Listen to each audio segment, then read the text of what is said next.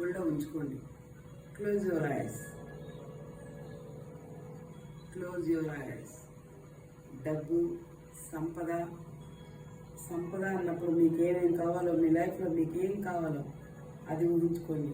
డబ్బు అన్నప్పుడు ఫస్ట్ డబ్బు, తర్వాత సంపద, తర్వాత ఆరోగ్యం, తర్వాత మన లైఫ్లో మనీ ఎంత ఎర్న్ కావాలి నెలకి, మంత్లీ ఊహించుకోండి.